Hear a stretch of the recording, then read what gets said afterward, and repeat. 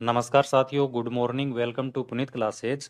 29 जुलाई की आज की क्लास में हम राजस्थान की जितनी भी भर्ती परीक्षाएं हैं और उसमें राजस्थान करंट अफेयर्स का जो पार्ट आपसे पूछा जाता है उनसे रिलेटेड जितने भी इम्पोर्टेंट क्वेश्चन बनते हैं वो इस क्लास में हम देखेंगे। तो डेली की तरह पिछली क्लास का रिवीजन भी इस क्लास में हम करेंगे और आज के जितने भी इम्पोर्टेंट क्वेश्चन हैं वो इस क्लास में हम देखेंगे। साथ ही कल आपकी जो क्लास हुई थी, मई महीने की पूरी क्लास मैंने अपलोड कर दी है, जिसका जो मंथली रिवीजन होता है। अगर आपने पीछे की क्लासेस नहीं ली हैं तो मई महीने का जो पूरा मंथली रिवीजन है वो क्लास भी आप ज़रूर लें। प्लेलिस्ट में आपको वो क्लास मिल जाएगी। इसके साथ ही क्लास को आप लास्ट तक ज़रूर देखें। अपने दोस्तों के साथ ग्रुप्स में ज़्यादा से ज़्यादा इस क्लास को शेयर कर दें। और जो भी नए स्टूडेंट हैं वो पुनीत क्लासेस के इस यूट्यूब चैनल को सब्सक्राइब ज़रूर कर लें। फर्स्ट क्वेश्चन देखो आज का। विद्यार्थियों को आर्टिफिशियल इंटेलिजेंस और मशीन लर्निंग की बारीकियां सिखाने हेतु किस विश्वविद्यालय में सेंटर फॉर एक्सीलेंस को स्थापित किया गया है?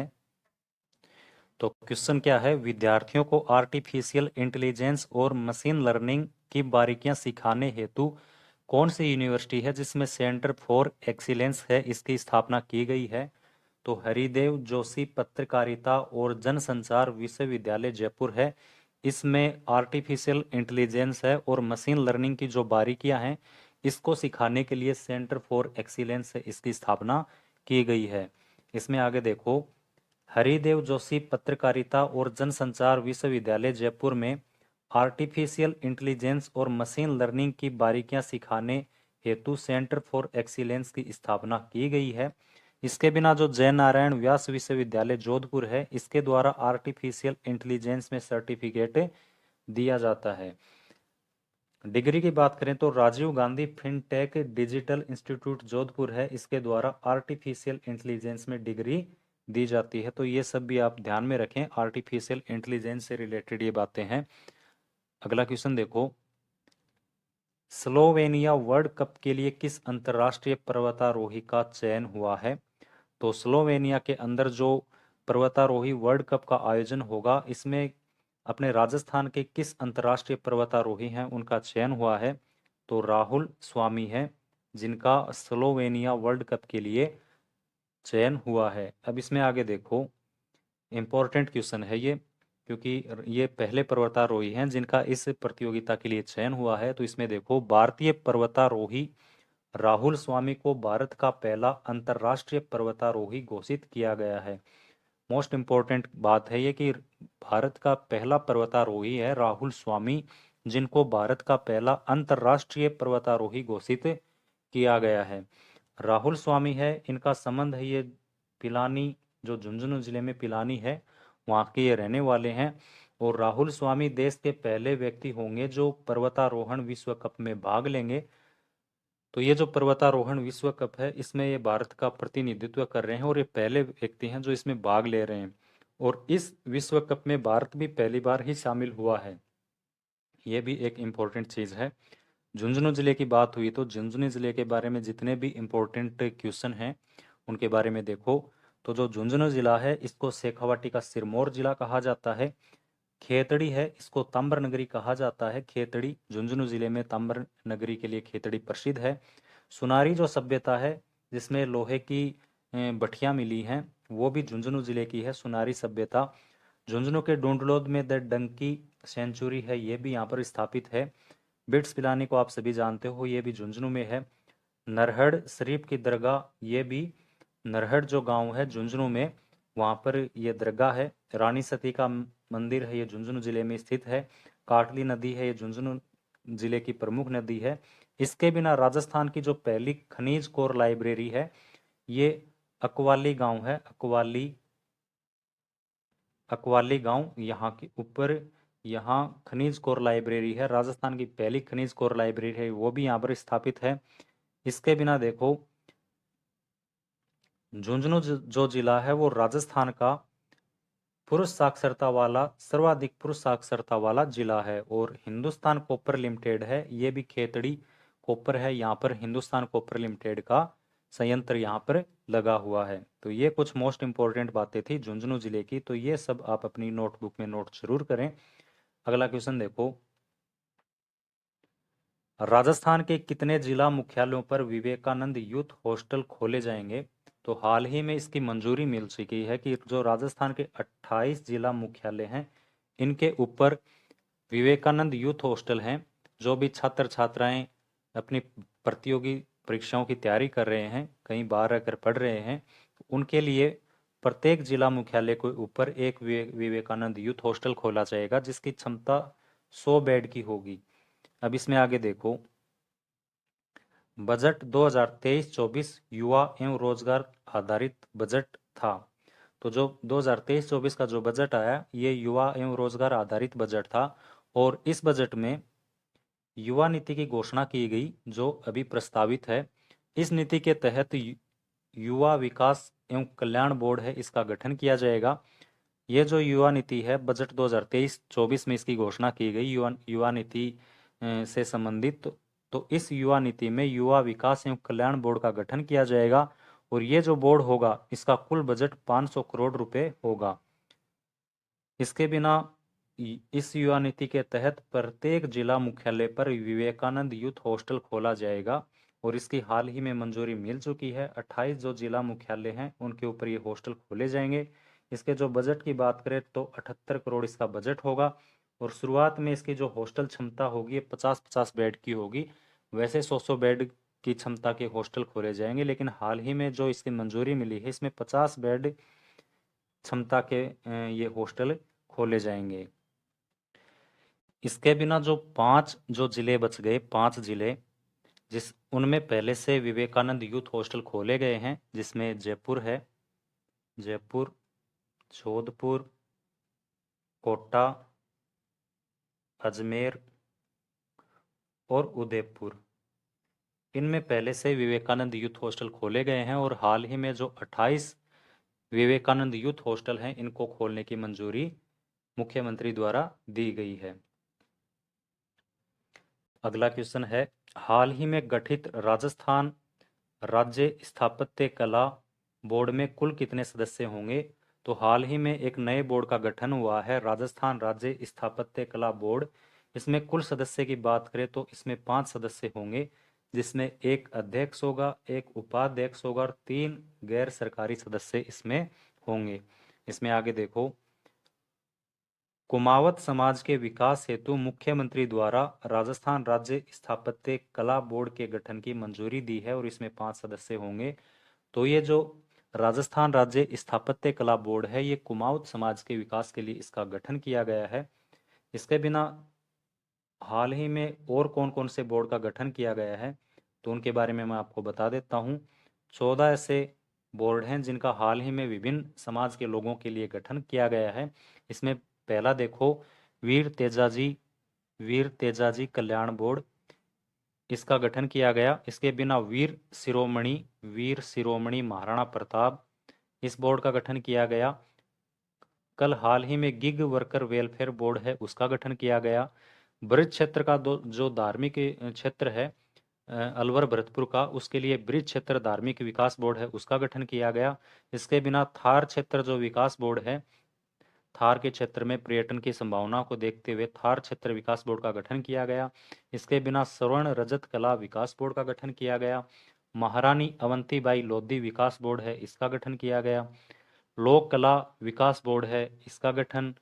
केस कला बोर्ड, राजस्थान राज्य स्थापत्य कला बोर्ड, श्री गुरु नानक देव सिख कल्याण बोर्ड, जैन श्रमण संस्कृति बोर्ड, विश्वकर्मा कौशल विकास बोर्ड, मेजर दलपत सिंह हाइप स्मृति कल्याण बोर्ड, और अहिल्याबाई लोधी विकास बोर्ड। ये 14 या 15 विकास बोर्ड हैं जिनका हाल ही में गठन किया गया है। तो ये सब आप जरूर ध्यान में रखें। नेक्स्ट क्वेश्चन देखो,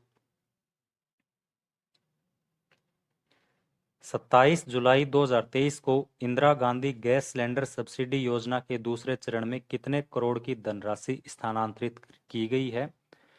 तो जो Indira Gandhi gas cylinder subsidy योजना है, इसका जो प्रथम चरण था, इसकी शुरुआत 5 जून को विश्व पर्यावरण दिवस था, उस दिन इसकी शुरुआत की गई थी, और उस समय जो 14 लाख परिवार थे, उनके खाते में 60 करोड़ रुपए ट्रांसफर किए गए हैं। और अभी 27 जुलाई को इसका दूसरा चरण स्टार्ट हुआ, जिसमें 155 करोड़ रुपए की जो धनराशि है वो लाभार्थियों के खाते में स्थानांतरित की गई है। इसमें आगे देखो, राजस्थान सरकार द्वारा Indira Gandhi gas cylinder subsidy योजना के दूसरे चरण में 36 लाख से भी अधिक परिवारों के खाते में 155 करोड़ की धनराशि स्थानांतरित की गई है। इस योजना के प्रथम चरण में 5 जून 2023 को 14 लाख परिवारों के खाते में 60 करोड़ की धनराशि थी वो स्थानांतरित की गई। इस योजना में 76 लाख परिवारों को 500 रुपए में गैस सिलेंडर मिलेगा और 650 रुपए का जो अनुदान है वो राज्य सरकार द्वारा दिया जाएगा। तो ये सब चीज़ें आप अपनी नोटबुक में जरूर नोट करें। इसका जो प्रथम चरण है ये 5 जून को शुरू हुआ। उस समय इसमें 14 लाख जो परिवार थे उनके खातों में 60 करोड़ रुपए हस्तांतरित किए गए। अभी हाल ही में 27 जुलाई को इसका जो दूसरा चरण स्टार्ट हुआ, इसमें 36 लाख से भी अधिक परिवार हैं और उसमें 155 करोड़ रुपए से भी अधिक की धनराशि है वो स्थानांतरित की गई है। अगला क्वेश्चन है, राष्ट्रीय राइफल प्रतियोगिता में कौन खिलाड़ी राजस्थान का प्रतिनिधित्व करेगा? तो राष्ट्रीय राइफल प्रतियोगिता में राजस्थान का प्रतिनिधित्व है वो नवनीत कुमार करेंगे। जयपुर के रहने वाले हैं नवनीत कुमार। और जो राष्ट्रीय राइफल प्रतियोगिता हो रही है दिल्ली में, इसमें ये इसका प्रतिनिधित्व करेंगे। इसमें आगे देखो, 21वीं राजस्थान पिस्टल एवं राइफल निशानेबाजी प्रतियोगिता का आयोजन जगतपुरा स्थित शूटिंग रेंज में किया जा रहा है।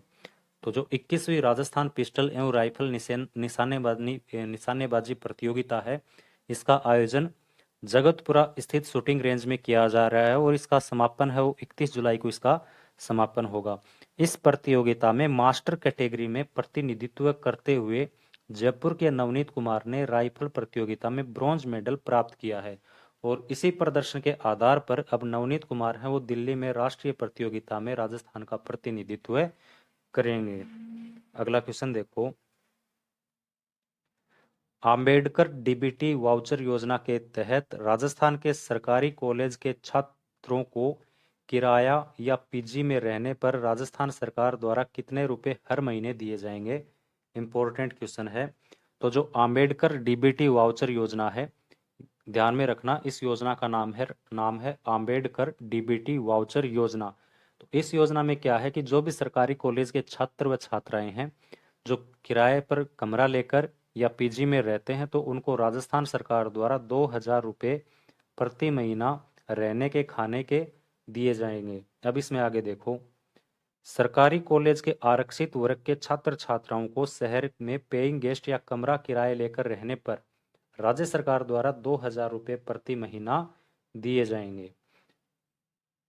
इसकी जो नोडल एजेंसी वो सामाजिक न्याय एवं अधिकारिता विभाग है और इसमें ये कुल लाभान्वित छात्र एवं छात्राएं तो 5500 इसमें कुल छात्र व छात्राएं लाभान्वित होंगे। फॉर्म अप्लाई करने के बाद मेरिट के आधार के ऊपर इन 5500 छात्र व छात्राओं का चयन किया जाएगा।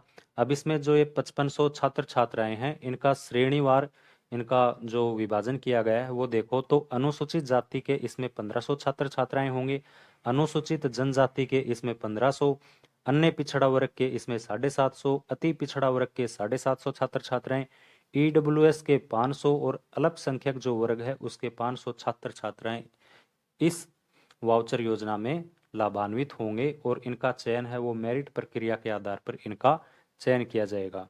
ये आज के कुछ इंपॉर्टेंट क्वेश्चन थे। आप डेली न्यूज़पेपर जरूर पढ़ें क्योंकि न्यूज़पेपर में बहुत सारे करंट अफेयर्स के सवाल आते हैं, क्वेश्चन आते हैं। जैसे आज का जो दैनिक भास्कर का अखबार है, इसमें राजस्थान की काफ़ी सारी योजनाएं दी हुई हैं, काफ़ी करंट के क्वेश्चन दिए हुए हैं। तो अखबार को डेली पढ़ें जिससे आपको काफ़ी ज़्यादा फायदा मिलेगा। और मेरी ये जो डेली क्लास होती है इसको आप अपनी नोटबुक में नोट जरूर करें। कल की जो रिवीजन क्लास थी वो भी देख लेते हैं। कल के जो मोस्ट क्वेश्चन थे वो देखो। फर्स्ट क्वेश्चन है इसमें, प्रधानमंत्री नरेंद्र मोदी सीकर जिले में कब आए?